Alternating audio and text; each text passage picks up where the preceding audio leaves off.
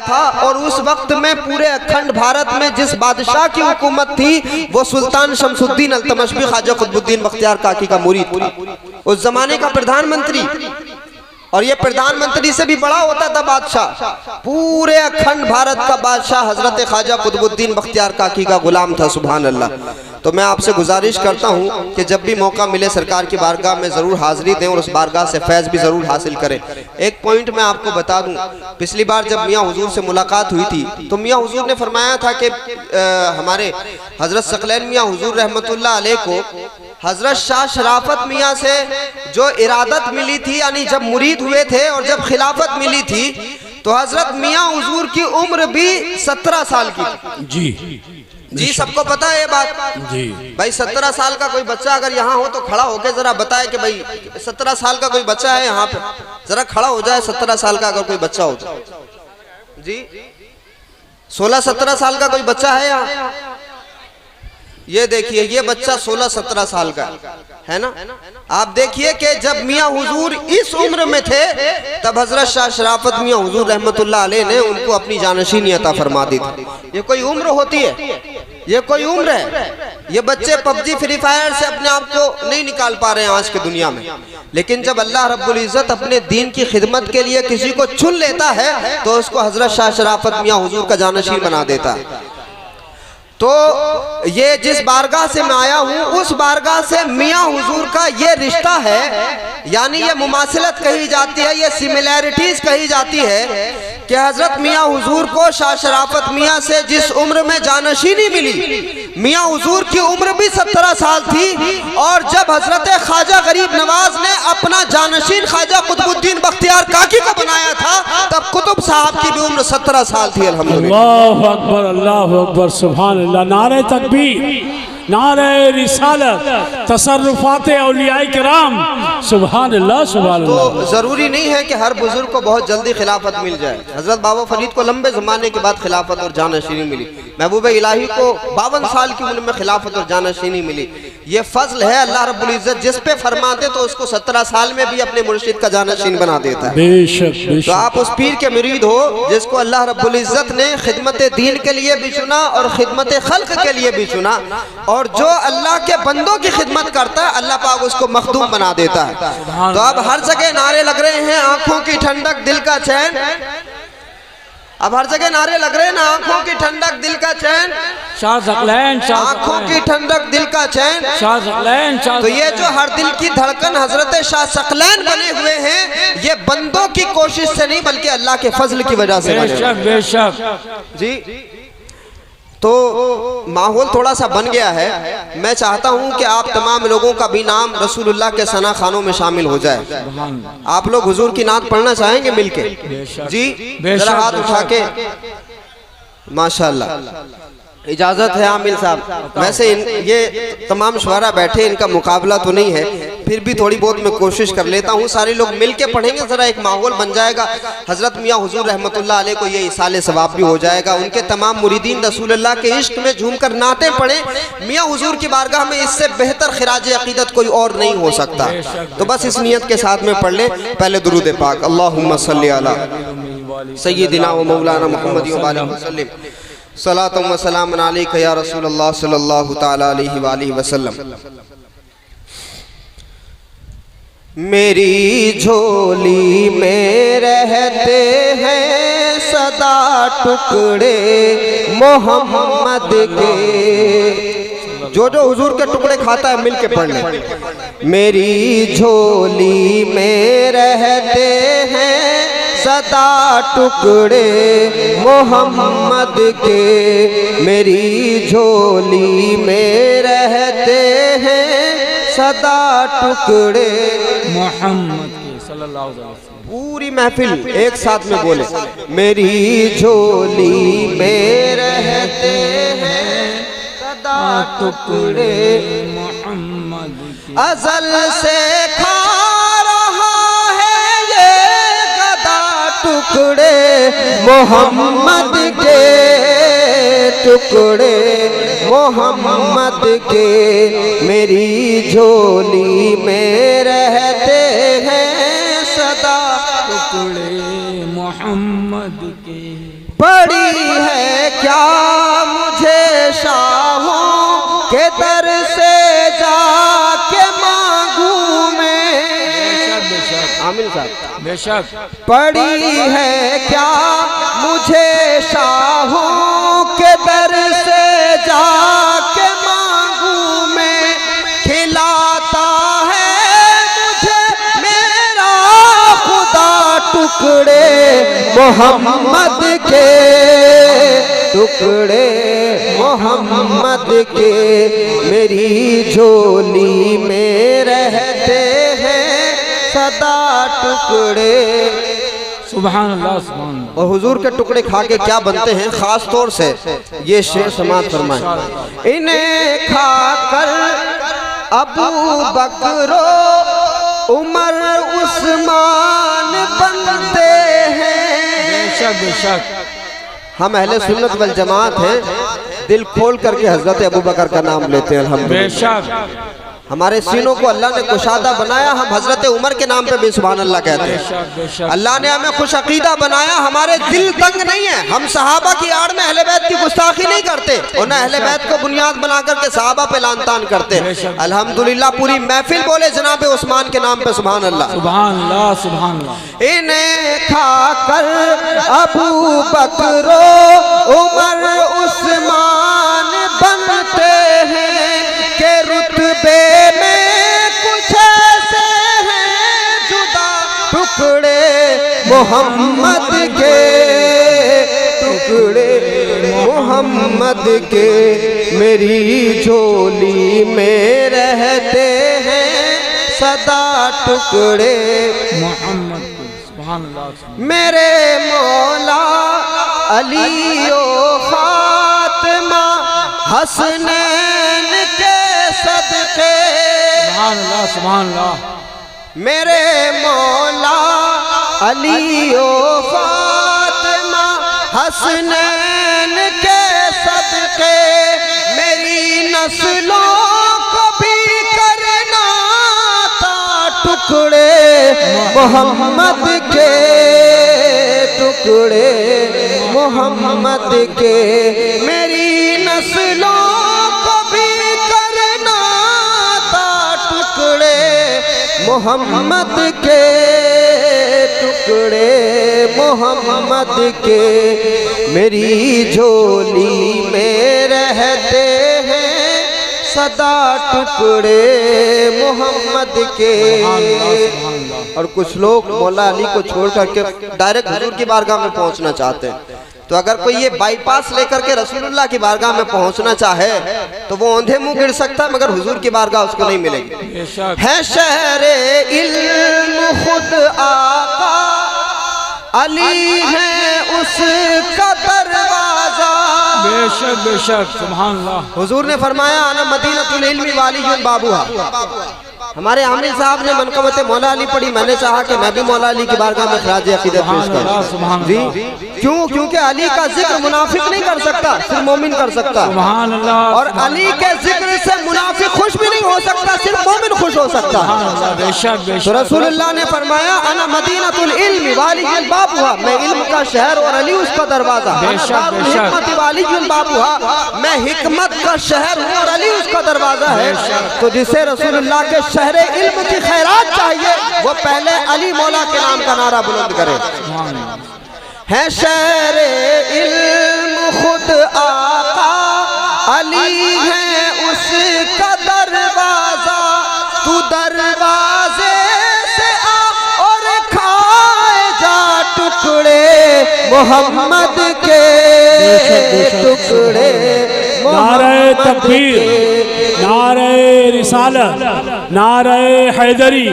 सुभान अल्लाह सुभान तू अल्लाह। दरवाजे से आ और खाए जा टुकड़े मोहम्मद के, टुकड़े मोहम्मद के मेरी झोली में रहते हैं सदा टुकड़े मोहम्मद के सल्लल्लाहु अलैहि वसल्लम। सुभान अल्लाह। हाज़रीन गिरामी, महफिल बड़ी बारोनक हो गई है और मैं यकीन के साथ में कह सकता हूँ अल्हम्दुलिल्लाह मियाँ हुजूर की रूहानी सरपरस्ती इस मजलिस को हासिल है। बेशक जी बेशक आप लोगों का भी यकीन है ना? बेशक। देखिए बुजुर्गान दीन के बारे में ये कहा जाता है कि जब वो जमीन के ऊपर होते हैं तब भी उनका फैज जारी होता है, लेकिन जब वो इंतकाल के बाद में जमीन के नीचे चले जाते हैं तो 70 गुना ज्यादा उनके फैज का दरिया जारी हो जाता है। बेशक सुभान अल्लाह सुभान तो अल्लाह। अगर आप अपने पीर से मोहब्बत करते हैं तो ये यकीन जानो कि अगर हम यहाँ सकलैन मियाँ हुजूर रहमतुल्लाह अलैह का नाम ले रहे हैं तो मियाँ हुजूर का साया भी हम सब के सरों पर है अल्हम्दुलिल्लाह। यकीनन यकीनन। गाजी मियाँ साहब की सेहत नासाज है, अल्लाह पाक उनको सेहत अता फरमाए। बड़ी जिम्मेदारी उनके सरों पर है, हम सबको उनके लिए भी दुआ करना चाहिए। अल्लाह पाक उनको सेहत और सलामती के साथ लंबी उम्र अता फरमाए और तमाम लोगों के सरों पर अल्लाह पाक उनका साया दराज फरमाए। अब चूंकि उर्स मुबारक आने वाला है तो वैसे भी जिम्मेदारियां बढ़ी हुई हैं हमारे जिया भाई की, तमाम खानका के अराकीन की। अल्लाह पाक सबको हिम्मत और हौसला अता फरमाए। आमीन। कुरान मजीद की एक आयत मैंने पढ़ी, ये जश्न मियाँ हुजूर और जश्न शाह सकलैन है ना, तो सवाल करने वालों के सवालात भी होते हैं कि ये जी जश्न मनाने का रिवाज कहाँ से पैदा हो गया है ना। जिनको सवालात करने हैं वो तो जाहिर सी बात है। अच्छा, दो तरह के लोग होते हैं सवालात करने वालों में। एक वो होते हैं जो संतुष्ट होना ही नहीं चाहते, जिन्होंने तय कर लिया कि हमें मानना ही नहीं है। अब अगर किसी ने ये तय कर लिया है कि मुझे सूरज का इनकार ही करना है तो सूरज अगर उसकी आंखों में भी लाके रख दोगे तब भी वो इनकार ही करेगा। अच्छा ये बताओ, अब इसमें सूरज की गलती है कि उसकी आंखों की गलती है? जी तो सूरज को तो गाली नहीं दे सकते ना, सूरज का काम रोशनी पहुंचा रहा है। जो सूरज का काम रोशनी पहुंचाना वो रोशनी पहुंचा रहा है। अगर किसी की आंख नहीं देख पा रही है, चमगादड़ की आंख नहीं देख पा रही है, तो इसमें सूरज का कोई कसूर नहीं। तो एक तो वो तबका हो गया जिसने ये तय कर लिया मान नहीं है। अच्छा, ऐसे तबके के लोग भी हर जगह पाए जाते हैं। एक संगठन के लोग हैं जिन्होंने ये तय कर लिया है कि मुसलमानों को देशभक्त मानना ही नहीं है जी। अब आप मर जाइए देश के लिए, वो नहीं मानेंगे। वैसे ही इधर भी बज़ाहिर बुजुर्गों से अकीदत रखने वालों ने ये तय कर लिया कि भाई इनको सुन्नी नहीं मानना है, अब मर जाइए सुन्नियत के लिए, वो नहीं मानेंगे। अच्छा, एक तबका ऐसा है जो गलत फहमी का शिकार है, वो सच जानना चाहता है तो हमें कोशिश ये करनी चाहिए कि उस अंधे को भी आईना दिखाने की कोशिश करें और जो सच जानना चाहता है उसको भी हकीकत से आशना कराएं। हमारा काम पहुंचाना है, हिदायत देना अल्लाह का काम है कि नहीं? चाहे बात ईमान की हो, इस्लाम की हो, शरीयत की हो या पीरो मुर्शिद की हो, सही बात पहुंचाना ये हमारा फर्ज है और हिदायत के लिए दुआएं करना ये भी हमारा फर्ज है। अब सही रास्ता दिखाना और ना दिखाना ये अल्लाह रब्बुल इज्जत का काम है। तो ये जो जश्न हम मनाते हैं, जश्न ईद मिलादुन नबी है, जश्न शाह शराफत है, जश्न मियाँ हुजूर है, कुरान मजीद में इसका कहाँ हुक्म है? अल्लाह रब्बुल इज्जत ने इरशाद फरमाया, कुल बिफदलिल्लाहि व बिरहमतिही फबिदालिका फलयफरहू। अल्लाह कहता है महबूब आप लोगों से कह दीजिए अल्लाह के फजल पर और उसकी रहमत पर खुशियां मनाया करो। हैं? जश्न में क्या होता है? खुशियां ही तो होती हैं जी। जश्न में चरागा होता है, खुशियां होती हैं और ये जश्न करने का हुक्म डायरेक्ट अल्लाह रब्बुल इज्जत ने कुरान मजीद में इरशाद फरमाया। सुभान अल्लाह। और उसी तरह से फरमाया वाम्मा बिनिअमति रब्बिका फहद्दिस, अपने रब की नेमतों का खूब खूब चर्चा किया करो। ये चूंकि अब ईद मिलादुन नबी का मौसम है और माह रबीउन नूर शरीफ खत्म हो रहा है, कल इंशाअल्लाह आखिरी तारीख होगी और कल चांद भी दिख जाएगा। आज 29 रबीउल अव्वल हो गई। तो मैं चाहता हूं कि इस हवाले से बात शुरू करें और फिर हम मदीना शरीफ से होते हुए बरेली शरीफ पहुंच जाएं जी। अच्छा, ये बरेली शरीफ है किसकी? ये बरेली शरीफ हजरत शाह नियाज बिन नियाज बरेलवी की अल्हम्दुलिल्लाह। ये बरेली शरीफ किसकी है? हजरत शाह शराफत मियां हुजूर रहमतुल्लाह अलैह की। ये हिंदुस्तान सबका है, लेकिन जिसकी अकीदतें जैसी जुड़ी हुई है वो वैसे नाम ले सकता है। हर नागरिक को हक हासिल है कि वो हिंदुस्तान को अपने अपने लोगों के साथ में जोड़े, लेकिन चूंकि हम गरीब नवाज के गुलाम हैं तो इसलिए मोहब्बत से कहते हैं ख्वाजा का हिंदुस्तान, है ना? तो वैसे ही बरेली हजरत शाह नियाज बिन नियाज की बरेली भी, हजरत शाहदाना की बरेली, हजरत शाह शराफत मियां हुजूर की, और बरेली में एक बहुत अजीम शख्सियत का नाम हजरत सकलैन मियां हुजूर रहमतुल्लाह अलैह। तो आज उनके नाम का जश्न हो रहा है। आका अलैहिस्सलातु वस्सलाम से बात शुरू करते हैं। अल्लाह रब्बुल इज्जत ने फरमाया कि अल्लाह के फजल पर और उसकी रहमत पर खुशियां मनाया करो। तो कुरान मजीद में अल्लाह रब्बुल इज़्ज़त ने ये जश्न मनाने का हुक्म फरमाया और अल्लाह की नेमतों का चर्चा करने का भी हुक्म फरमाया।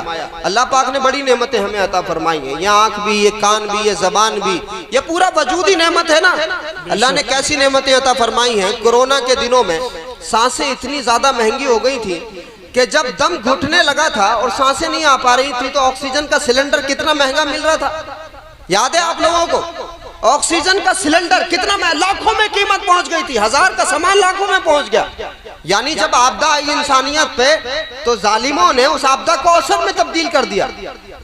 आप देखो कि 24 घंटे के लिए सिलेंडर, उसकी कीमत लाखों रुपए कर दी गई। ये अल्लाह का कितना बड़ा फजल है कि हम पैदा हुए और पैदाइश से लेकर मौत तक अल्लाह रब्बुल इज़्ज़त ने फ्री ऑफ कॉस्ट ऑक्सीजन अता फरमा दिया। सांसों की कोई कीमत नहीं रखी उसने। अगर वो परवरदिगार सांसों की कीमत रखता तो जरा सोचिए कि हम सांसों की कीमत किस तरह अदा कर पाते। लेकिन ये उस रब की मेहरबानी है, उस रब का करम है, ये उसका फजल है, ये उसका शुक्र है कि उसने फ्री ऑफ कॉस्ट ऑक्सीजन अता फरमाई है। तो सारी नेमतें अल्लाह ने अता फरमाई। अल्लाह की नेमतों पर खुशी का इजहार करना चाहिए, अल्लाह की नेमतों का चर्चा करना चाहिए। अल्लाह ने बड़ी सारी नेमतें अता फरमाई और इतनी नेमतें दी, फरमाया वही तउद्दु नेमतल्लाहि ला तुसूहा, अगर तुम हमारी नेमतों को शुमार करना चाहो तो गिन नहीं सकते, इतनी नेमतें। फिर फरमाया फबिअय्यि आलाई रब्बिकुमा तुकज़्ज़िबान, तुम अपने रब की किस किस नेमत को झुटलाओगे। अगर ये जबान पर थूक ना हो ना, ये थूक भी इतनी बड़ी नेमत है कि अगर मियाँ जबान पे ये थूक ना हो तो आदमी को नहारी और दाल के टेस्ट का पता नहीं चलेगा। बिल्कुल बेशक। ऐसी ऐसी नेमतें अता फरमाई है कि अगर आदमी अपने वजूद पर गौर व फिक्र कर ले तो दिल से एक आवाज आएगी कि परवरदिगार तेरा शुक्र है, तूने मुझे भले ही अडानी अंबानी ना बनाया हो लेकिन एक इंसान बना करके मुसलमान बना दिया, इससे बड़ा कोई और एहसान तेरा नहीं। बेशक, इतना बड़ा एहसान उसने फरमा दिया। तो हम हर नेमत पर शुक्र अदा करें, हर नेमत पर खुशियों का इजहार करें। अल्लाह ने सारी नेमतें अता फरमाई, लेकिन आप देखिए कि अल्लाह ने एहसान नहीं जतलाया किसी भी नेमत पे, एहसान नहीं जतलाया, पूरा वजूद अता फरमाया, ऑक्सीजन अता फरमाई, ज़बान, आँख, नाक, कान सब कुछ अता फरमाया, मगर उसने एहसान नहीं जतलाया।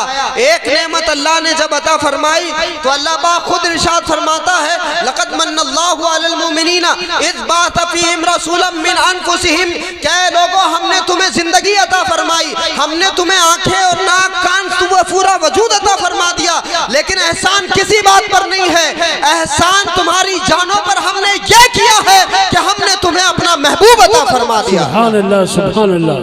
तो अल्लाह का सबसे बड़ा एहसान क्या है कि उसने अपना महबूब अता फरमा दिया। क्या दुनिया की ये रीत है कि कोई अपना महबूब किसी को दे दे? लेकिन अल्लाह रब्बुल इज़्ज़त का फजल ये है कि उसने अपना महबूब अता फरमाया और महबूब अता फरमाकर उसने ये करम फरमाया कि उस महबूब के उम्मतियों में हमें पैदा फरमा दिया। सुभान अल्लाह, सुभान अल्लाह। अब आप देखिए कि सबसे बड़ी नेमत, हम जब बेटी घर में पैदा होती है तो खुशी मनाते हैं कि नहीं मनाते? खुशी मनाते हैं। अच्छा, कौन कौन लोग नहीं मनाते, जरा हाथ उठा दें। बेटी के पैदा होने पे कौन कौन खुशी नहीं मनाता? बेटी के पैदा होने पर खुशी कौन कौन मनाता है, जरा हाथ उठाइए। सुभान अल्लाह। बेटियां पैदा हो तो खुशियां मनाना रसूलुल्लाह की सुन्नत है। हुजूर अलैहिस्सलातु वस्सलाम ने फरमाया, जिसके घर में बेटियां पैदा हो और वो उन बच्चियों को अच्छी तालीम दे, उनकी तरबियत करे और अच्छे घर में उसकी शादी कर दे, अल्लाह पाक उस बेटी को माँ बाप के लिए जहन्नम से ढाल बना देता है। सुभान अल्लाह। ये फजीलत किसी बेटे के बारे में मैंने नहीं पढ़ी, जो बेटियों के बारे में रसूलुल्लाह ने इरशाद फरमाई। दुनिया के सारे लोगों का सिलसिला नसब बेटों से चलता है, लेकिन रसूलुल्लाह का नसब जनाब फातिमा ज़हरा से दुनिया में चला है। ये बेटी की फजीलत है, वरना उस जमाने में बेटियों को मारा जाता था, बेटियों को दबाया जाता था, बेटियों को दफन कर दिया जाता था। रसूलुल्लाह ने फरमाया कि लोगों, ये बेटियां दफन करने के लिए नहीं होती बल्कि अल्लाह की रहमत बनकर के नाजिल होती है। तो जब रहमत पैदा होती है तो खुशियां मनाई जाती हैं। अरे लोगों, इस ईद मिलादुन नबी के महीने में, रबीउल अव्वल शरीफ के महीने में 12 तारीख को सिर्फ रहमत तशरीफ नहीं लाई है बल्कि रहमतुल लिल आलमीन तशरीफ लाए। इसलिए अल्लाह के फजल पर और उसकी रहमत पर खुशी मनाई जाती है, इसलिए अल्लाह की नेमत पर खुशी मनाई जाती है, क्योंकि अल्लाह की सारी नेमतों में सबसे बड़ी नेमत का नाम मोहम्मद रसूलुल्लाह सल्लल्लाहु अलैहि वसल्लम है। तो आका अलैहिस्सलातु वस्सलाम इस महीने में तशरीफ लाए, इसलिए जश्न मनाया जाता है। हजरत शेख अब्दुल हक मुहद्दिस देलवी रहमतुल्लाह अलैह एक बहुत बड़े आलिम दीन, हजरत इमाम रब्बानी मुजद्दिद अल-फ़सानी के पीर भाई भी हैं। शेख अब्दुल हक मुहद्दिस देलवी ने इरशाद फरमाया कि जी जिस रात रसूलुल्लाह इस दुनिया में तशरीफ लाए वो रात शबे कद्र से भी अफजल है।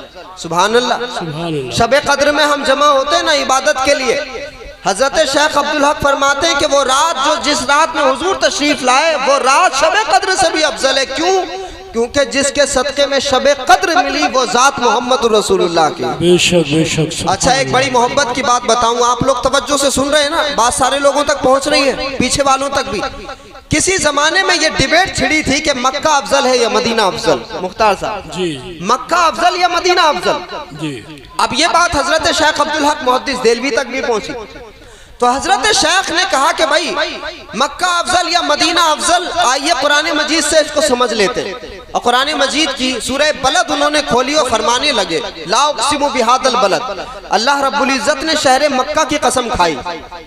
जब बहुत इंपॉर्टेंस किसी की जतानी होती है या आदमी को जब अपनी बात मनवानी होती है तो वजन डालने के लिए क्या करता है? कसम खाता है। अच्छा, परवरदिगार तो वैसे भी अगर बोल दे और कोई ना माने तो बंदा मुसलमान नहीं रह सकता, लेकिन उस परवरदिगार ने कसम क्या फरमाई, कसम खाई किसकी?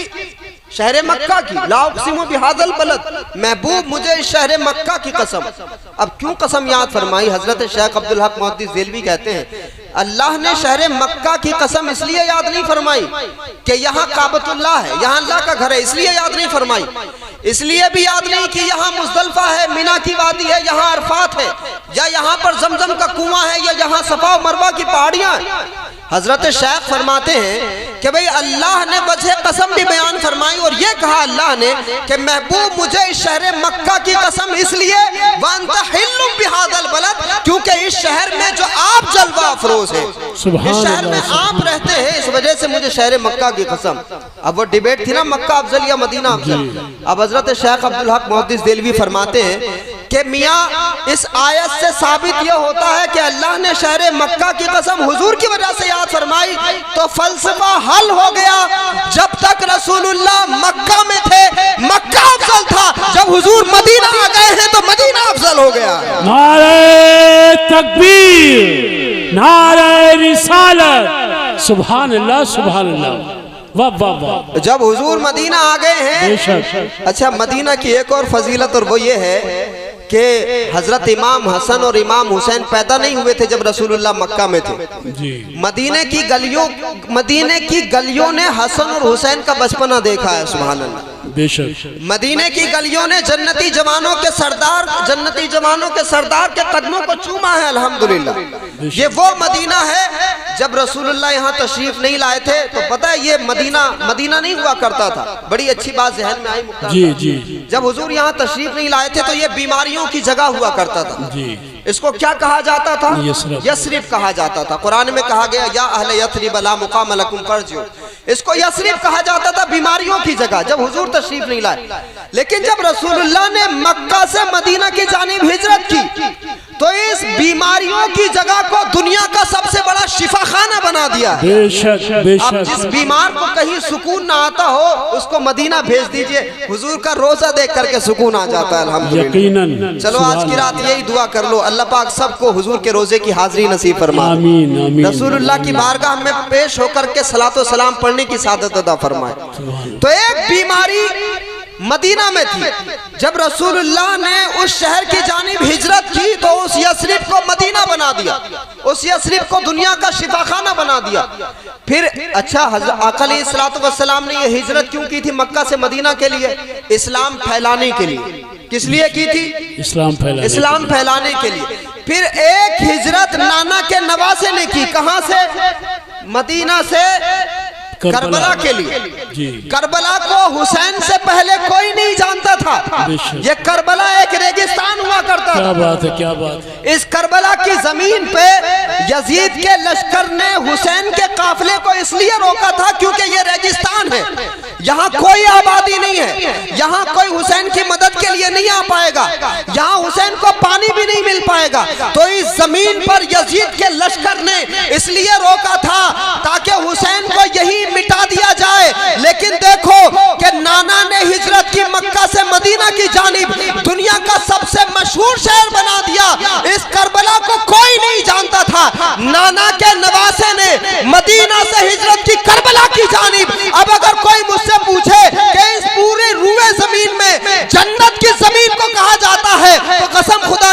जमीन का नाम करबला है। सुभान अल्लाह, सुभान अल्लाह, जहाँ रसूलुल्लाह के नवासे आराम, सुभान अल्लाह, सुभान अल्लाह, उसको करबला कहा जाता है। अब मक्का मदीना देखने की तड़प तो सबको होती है ना, यकीनन, लेकिन एक दुआ और शामिल कर लो अपनी दुआओं में, अल्लाह पाक सबको करबला की जियारत नसीब फरमाए। आमीन, आमीन। जी, अगर रसूलुल्लाह ने दीन फैलाया है तो हुसैन ने दीन जी बचाया, जोर से, अगर हुजूर ने दीन फैलाया है तो हुसैन ने बचाया है, दीन बचाया है। इसलिए मदीने में जाके भी सलाम करो और मदीने वाले की जान रसूलुल्लाह के नवासे की बारगाह में भी सलाम करो। अल्लामा अब्दुल रहमान जामी कहते हैं, मोहम्मद जाने कौने नस तो जामी, आमिल भाई, मोहम्मद जाने कौने नस तो जामी, हुसैन इब्ने अली जाने मोहम्मद, इस कायनात की जान को मोहम्मदुर रसूलुल्लाह कहते हैं और मोहम्मदुर रसूलुल्लाह की जान को हुसैन इब्ने अली कहते हैं। सुभान अल्लाह। इसलिए मदीने के लिए भी दुआ करो, अल्लाह पाक सबको मक्का दिखाए, अल्लाह पाक सबको हज की ज़ियारत नसीब फरमाए, करबला भी अल्लाह पाक सबको दिखाए। करबला की भी तमन्ना रखो, क्योंकि नाना ने दीन फैलाया और नवासे ने, फिर एक हिजरत और हुई, फिर एक हिजरत और हुई, और वो भी हुसैन के शहजादे ने की। और वो कौन है? हुसैन के शहजादे को हिंदुस्तान में ख्वाजा गरीब नवाज के नाम से जाना जाता है। उस हुसैनी इस्लाम को, मैं ये लफ्ज इस्तेमाल कर रहा हूँ मियाँ, कई तरह के इस्लाम मार्केट में अलग अलग तरीके के लोगों ने फैला रखे हैं, बिल्कुल बिल्कुल, लेकिन हकीकी इस्लाम वही है जो हुसैनी इस्लाम है जी। अच्छा, एक और बात जहन में आ गई आमिल भाई, वो किसी बुजुर्ग से किसी ने पूछा कि हुजूर आप कौन से मसलक से ताल्लुक रखते हैं या कौन से फिरके से ताल्लुक रखते हैं, कौन से फिरके से आप ताल्लुक रखते हैं, जरा बताइएगा। तो उन्होंने कहा, मियाँ करबला के बाद में दुनिया में सिर्फ दो ही फिरके बचे, या तो हुसैनी या यजीदी। मेरा ताल्लुक अल्हम्दुलिल्लाह हुसैनियत से है, मैं हुसैनी हूँ। सुभान अल्लाह, आप सब हुसैनी है ना? अल्हम्दुलिल्लाह, सुभान अल्लाह। नारे तकबीर, नारे रिसालत, फैज़ाने अहले बैत, नारे तकबीर, सुभान अल्लाह, सुभान अल्लाह। मियाँ हुजूर ने सबको इमाम हुसैन की मोहब्बत पिलाई है, इसलिए सारे के सारे हुसैनी सकलैनी है अल्हम्दुलिल्लाह जी, सारे सकलैनी हुसैनी है अल्हम्दुलिल्लाह। दुनिया चाहे जिसके साथ भी वफादारी करते फिरे, लेकिन जितने भी सकलैनी है ये सारे के सारे हुसैनी है अल्हम्दुलिल्लाह, है ना? सुभान अल्लाह। तो वो एक हिजरत किसने की? रसूलुल्लाह ने की मदीना शरीफ की जानिब, एक हिजरत हजरत इमाम हुसैन ने की मदीना से करबला की जानिब। फिर उसी हुसैनी इस्लाम को हिंदुस्तान में कौन लेकर के आए? गरीब नवाज, गरीब नवाज हिंदुस्तान में लेकर के आए। मैंने कहा इस यसरिब को कोई नहीं जानता था, हुजूर हिजरत कर गए, सारी दुनिया में मदीना जाने लगे। उसी तरह से इस करबला को भी कोई नहीं जानता था, लेकिन नवासे ने हिजरत की, सारी दुनिया में करबला मशहूर हो गई। लेकिन कसम खुदा की एक हिजरत उस नाना के नवासे ने, यानी ख्वाजा गरीब नवाज ने संजर से हिंदुस्तान की जानिब की। अरे आज हिंदुस्तान बहुत डेवलप हो गया, हिंदुस्तान से बहुत सारी चीजें बाहर एक्सपोर्ट होती हैं, बहुत सारा प्रोडक्शन हिंदुस्तान में होता है, बड़ी बड़ी कंपनियां हैं।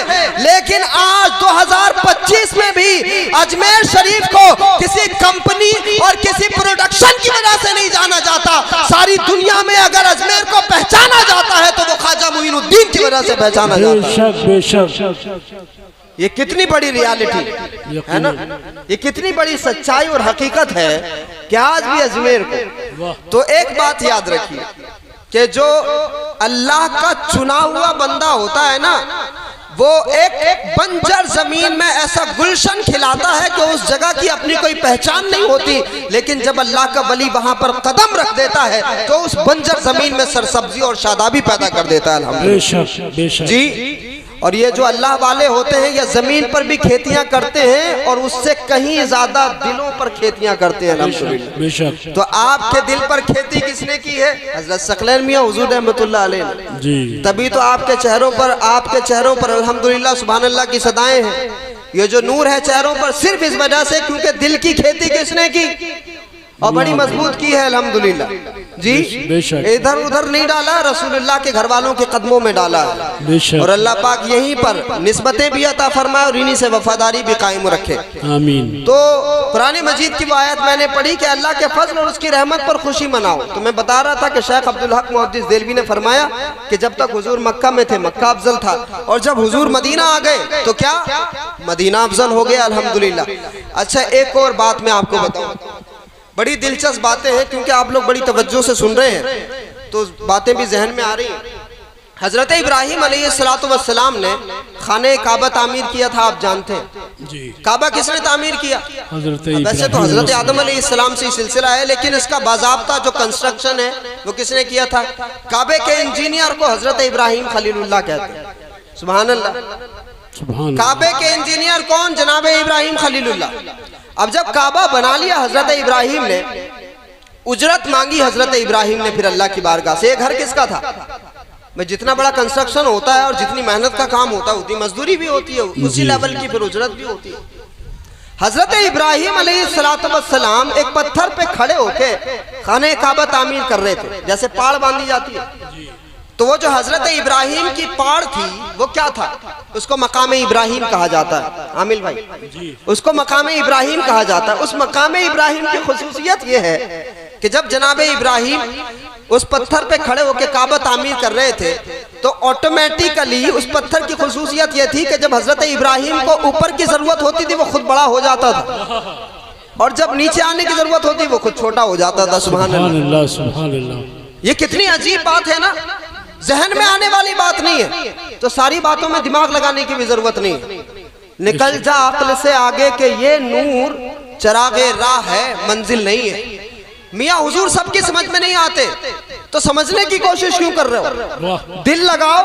वाह वाह वाह वाह वाह वाह वाह वाह वाह। ये जुमला फिर अता फरमा दे। वाह वाह। मियाँ हुजूर सबको समझ में नहीं आते तो फिर समझने की कोशिश क्यों कर रहे हो?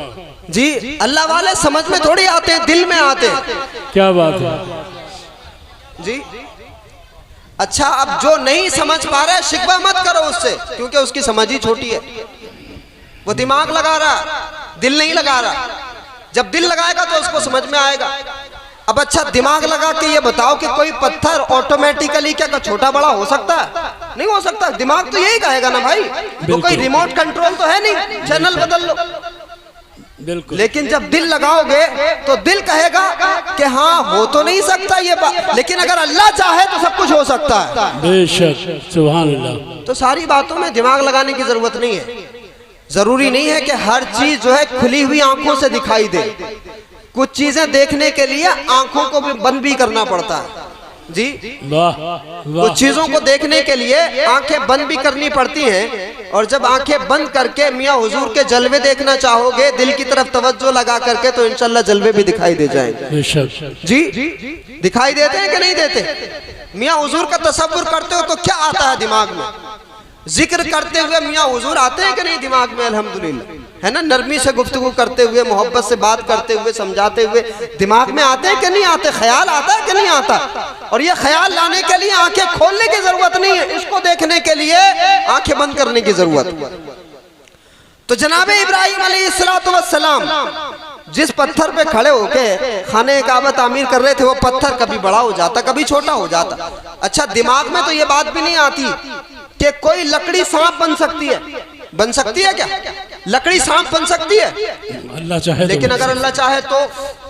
अच्छा, ये कोई बात मैं फर्जी नहीं कर रहा हूँ, ये सब कुरान मजीद में।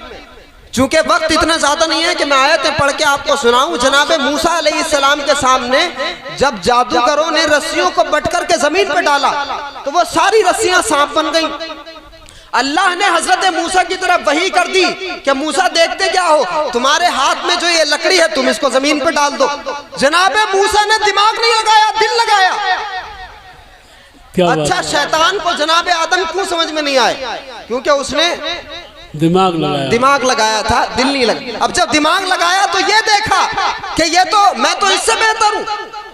अच्छा, जो ये समझ ले कि मैं बेहतर हूं या मेरा पीर उससे बेहतर है, समझ लो कि ये दावा इंसान का और आदम का नहीं है, ये किसका दावा है? क्या बात है, क्या बात है। मैं खत्म कर दूं गुफ्तगू, आप लोग बोर हो रहे हैं। तो जरा रिस्पॉन्स पूरा करिए। मैं बहुत गौर से सुन। कुरान मजीद में क्या कहा? अना खैरुम मिन। ये दावा पता किसका? मैं इससे बेहतर हूँ। ये दावा किसका? शैतान का। शैतान का। जो ये समझ ले कि मैं और मेरा पीर फलां से बेहतर है, समझ लो कि वो दावा उधर का। तो चूंकि शैतान ने दिमाग लगाया तो क्या हुआ कि जा ये मिट्टी से पैदा, मैं आग से पैदा। तो अल्लाह की पसंद को शैतान ने नापसंद किया, इबादतें करने के बावजूद वो शैतान हो गया, है ना। तो जनाब इब्राहिम अलैहिस्सलाम, तो मैं बता ये रहा था कि कोई लकड़ी अज़दाहा नहीं बन सकती। जब हजरत मूसा अलैहिस्सलाम से अल्लाह ने कहा कि इस लकड़ी को जमीन पे डालो, तो जनाब मूसा ने दिमाग नहीं लगाया, दिल लगाया, क्योंकि वो ये जानते थे कि अगर ये जादूगर रस्सियों को सांप बनाने पर कादिर है तो मेरा परवरदिगार इस लकड़ी को अज़दाहा बनाने पर कादिर है। सुभान अल्लाह। और फिर जनाबे मूसा ने अल्लाह पे यकीन करते हुए जब वो लकड़ी जमीन पे डाली, वो अज़दाहा बन गई और जादूगरों के सारे सांपों को निकल गई। और ये देख करके कहा आमन्ना बिरब्बि मूसा व हारून। सारे जादूगरों ने कहा कि हम मूसा और हारून के रब पर ईमान लाए। तो इसी तरह के बहुत सारे वाकयात कुरान मजीद में। तो हजरत इब्राहिम की ये जो पार थी, ये कभी बड़ी हो जाती, कभी छोटी हो जाती। अब क्या हुआ? खाने काबा तामीर हो गया। अब मैं क्लाइमैक्स की तरफ आ रहा हूँ। ये जो पूरी स्टोरी का जो क्लाइमैक्स है वहां आ रहा हूँ। जनाब इब्राहिम अलैहिस्सलाम ने काबा तामीर कर लिया। अब जब तामीर मुकम्मल हो गई तो परवरदिगार की बारगाह में दुआ की हजरत इब्राहिम अलैहिस्सलाम ने। उजरत मांगी, मजदूरी मांगी। अब ये घर भी दुनिया में तो और खाने काबा नहीं है ना, वो एक ही घर है। अब मजदूरी में हजरत इब्राहिम ने क्या मांगा होगा? जन्नत में प्लॉट जी, जन्नत में महल, खानवादे के लिए, अजीजों अकारीब और रिश्तेदारों के लिए। हमारी दुआएं कुछ और होती हैं, लेकिन जब अल्लाह का पैगंबर परवरदिगार की बारगाह में दुआ करता है, कसम खुदा की आज तक ऐसी दुआ नहीं हुई।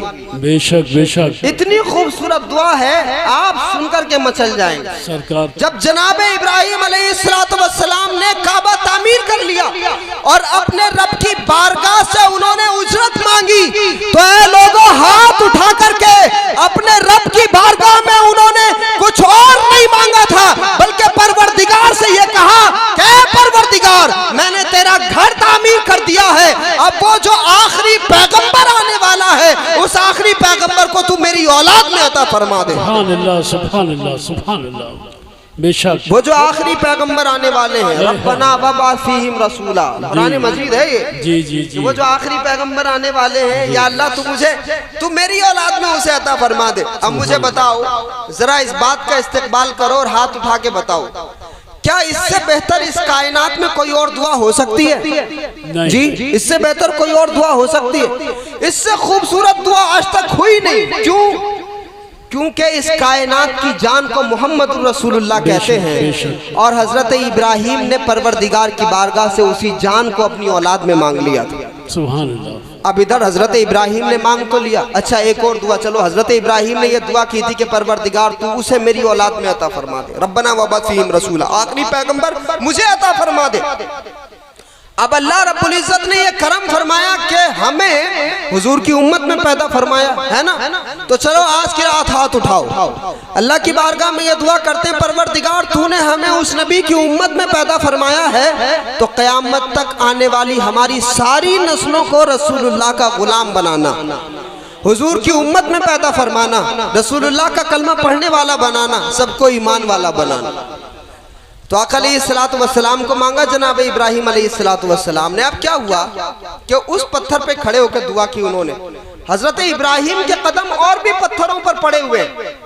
जिंदगी एक ही पत्थर पे तो नहीं गुजरी, अलग अलग पत्थरों पे, फिलिस्तीन से लेके मक्का तक न जाने कितने पत्थरों पर कदम पड़े होंगे। लेकिन जो लोग हज करने गए हैं या उम्रा करने के लिए गए हैं, काबे से ही लगा हुआ वो मकाम इब्राहिम है।